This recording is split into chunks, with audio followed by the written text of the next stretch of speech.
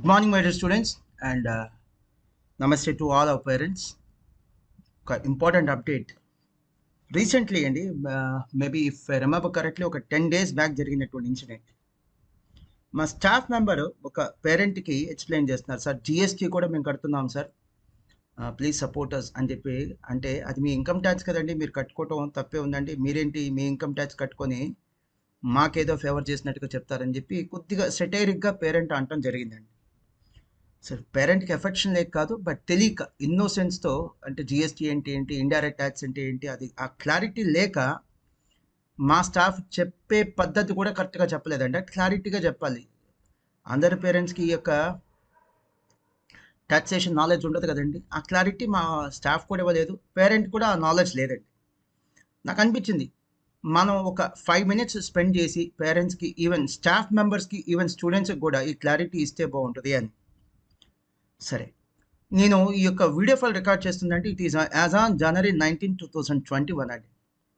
So ఇప్పుడు నా desktop మీద ఉందండి. రీసెంట్లీ అంటే మేబీ ఎస్టర్డే అట్టుంది, 18th January 2021 అని మేము పే చేసినటువంటి జిఎస్టీ చలాన్స్ అండి, జిఎస్టీ చలాన్స్. సో ఇది ఒక జిఎస్టీ చలాన్ అండి.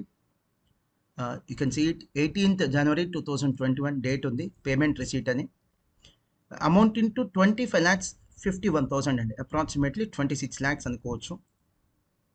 And then second state Telangana second challan, ఇది ఒక అప్రాక్సిమేట్లీ 2,87,000 అండి.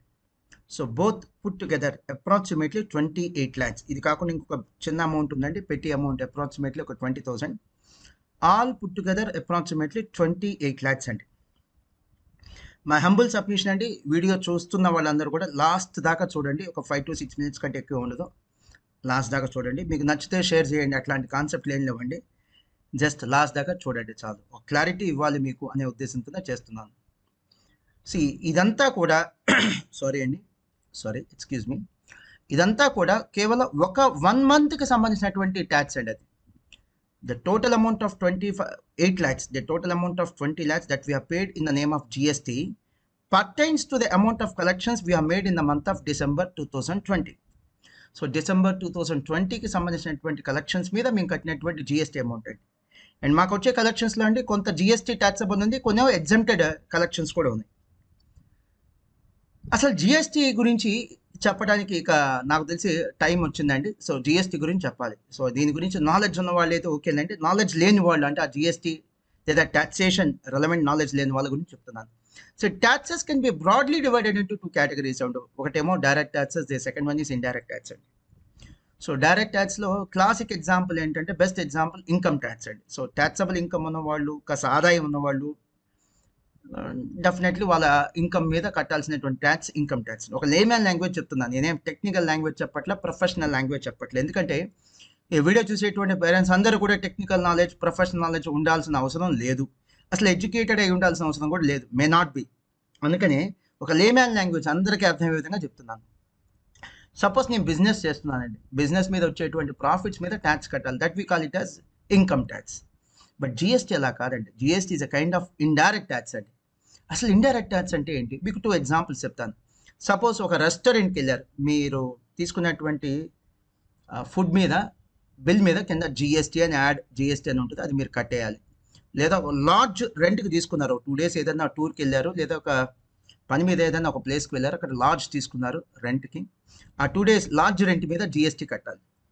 లేదా ఒక సెల్ ఫోన్ రీఛార్జ్ చేశారు, ఆ రీఛార్జ్ కూపన్ మీద జిఎస్టీ, మీరు 500 rupees లేదా 300 rupees రీఛార్జ్ చేశారనుకోండి, లేదా ఇన్సూరెన్స్ ప్రీమియం కట్టారు, దాని మీద జిఎస్టీ. అలానే సపోజ్ కొరియర్ ఛార్జెస్ పే చేశారు, దాని మీద జిఎస్టీ. అలాగే సపోజ్ సెల్ ఫోన్ షాప్కి వెళ్ళి, మొబైల్ షాప్కి వెళ్ళి సెల్ ఫోన్ పర్చేస్ చేశారు, దాని మీద కూడా జిఎస్టీ. సో గూడ్స్ సేల్ చేసినా జిఎస్టీ అండి, సర్వీసెస్ ఆఫర్ చేసినా జిఎస్టీ. సో మేము ఆఫర్ చేసే సర్వీసెస్ అండి, మేము ఆఫర్ చేసే సర్వీసెస్, ఎడ్యుకేషన్ అనేటువంటి సర్వీస్, దాని మీద కూడా జిఎస్టీ ఉందండి. May 2020 దాకా, లేదా if I remember correctly June 2020 కూడా కావచ్చు, సబ్జెక్ట్ కరెక్షన్ నాకు ఎగ్జాక్ట్లీ గుర్తులేదండి. సో June 2020 దాకా జిఎస్టీ యాంబిట్లో మీరు లేవండి. జిఎస్టీ రిజిస్ట్రేషన్ తీసుకోవాలా, జిఎస్టీ కలెక్ట్ చేయాలా, జిఎస్టీ పే చేయాలా. ఎందుకంటే మా ఒపీనియన్ ఏంటంటే, మాకు అసలు జిఎస్టీ ఎగ్జామ్షన్ ఉంది. Education institutions are exempted from levy of GST. కానీ ఈ మేలోనో జూన్లోనో we have lost an appeal. ఒక డిపార్ట్మెంట్ ముందు మేము ఫైల్ చేసినటువంటి అపీల్ ఏదైతే ఉందో అది అపీల్ కూడా అదంటాం కరెక్ట్ కాదండి. అడ్వాన్స్ రూలింగ్ అథారిటీ ముందు మేము అప్లికేషన్ పెట్టుకోవడం జరిగింది and we have lost it. And the judgment was given in favor of the department and we have got an adverse judgment. దాంట్లో ఏముందంటే జిఎస్టీ కట్టుకోవాలని ఉంది. సో మెయిన్ డైలమాలో ఉన్నాం. జిఎస్టీ అనేది ఇప్పుడే చెప్పాను కదండి, మీ నుంచి అంటే పేరెంట్స్ నుంచో స్టూడెంట్స్ నుంచో ఎవరైతే సర్వీస్ తీసుకుంటున్నారో సర్వీస్ టేకర్స్ వాళ్ళ నుంచి సర్వీస్ ప్రొవైడర్స్ అంటే మేము కలెక్ట్ చేసి తీసుకెళ్ళి గవర్నమెంట్ కట్టాలండి. సో మీ నుంచి కలెక్ట్ చేసిన అమౌంట్ మేము కస్టోడియన్ అండి, ఆ అమౌంట్ మా దగ్గర పెట్టుకుని తీసుకెళ్ళి గవర్నమెంట్ కట్టేయాలి. మా రెస్పాన్సిబిలిటీ ఏంటి? మీ నుంచి కలెక్ట్ చేయటం. మా రెస్పాన్సిబిలిటీ ఏంటి? కలెక్ట్ చేసిన అమౌంట్ తీసుకెళ్ళి కట్టేయటం. అది మా రెస్పాన్సిబిలిటీ అండి. అంతే, ఆ అమౌంట్ మాది కూడా కాదు. ఏదైతే మీ నుంచి కలెక్ట్ చేసామో in the name of GST we're bound to make the payment to the government. కట్టకపోతే మా మీద పెనాల్టీ ఉంటుంది, ప్రాసిక్యూషన్ లేదా ఇంట్రెస్ట్ లెవీ చేయటం, ఇవన్నీ కూడా యాజ్ పర్ లా జరుగుతూనే ఉంటాయండి. కానీ ఎప్పుడైతే మేము జిఎస్టీ రిజిస్ట్రేషన్ తీసుకొని ఇక జిఎస్టీ కట్టేయాలి ఆప్షన్ లేదని డిసైడ్ అయ్యామో అప్పుడు మా ముందున్న 2 ఆప్షన్స్ ఏంటంటే మేబీ జూన్ అంటుంది.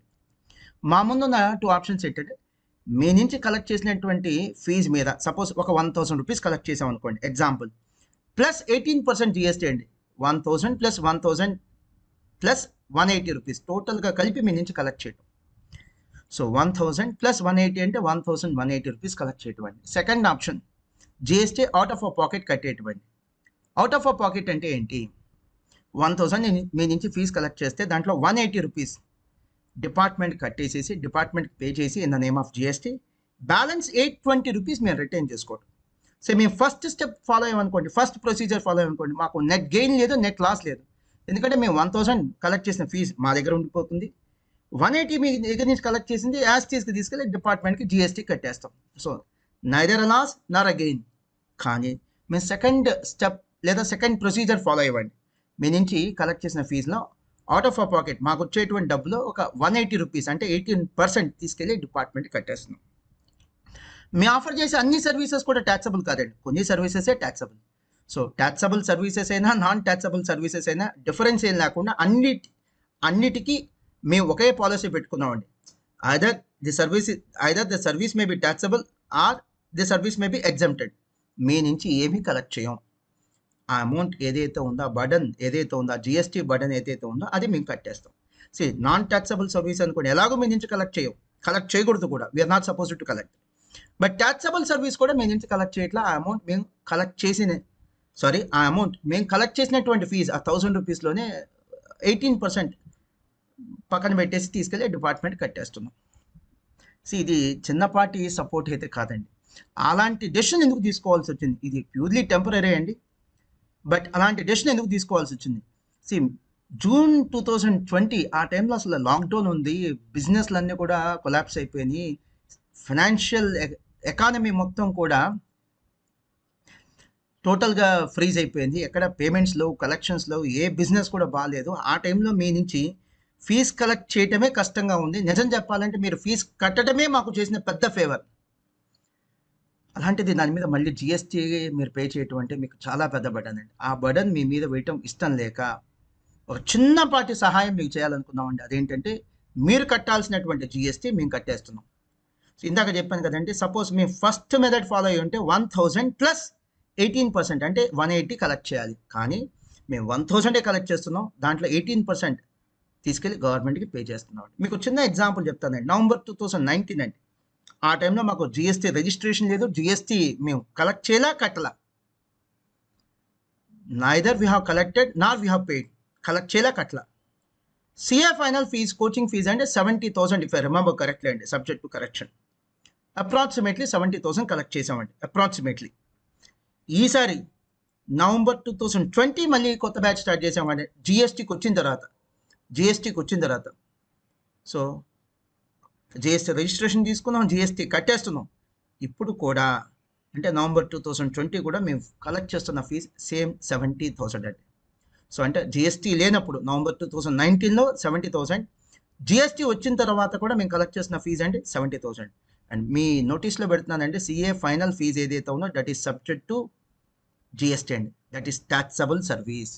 సిఏ ఫైనల్ కానీ సిఏ ఇంటర్ కానీ ఈవెన్ సిఏ ఫౌండేషన్ కూడా ట్యాక్సబుల్ అనేది డిపార్ట్మెంట్ యొక్క కంటెన్షన్ అండి. వాళ్ళ ఆర్గ్యుమెంట్ అది. ఇవన్నీ కూడా ట్యాక్సబుల్ సర్వీసెస్ అండి. అవి మేము మా పాకెట్లో నుంచి కట్టుకుంటున్నాం.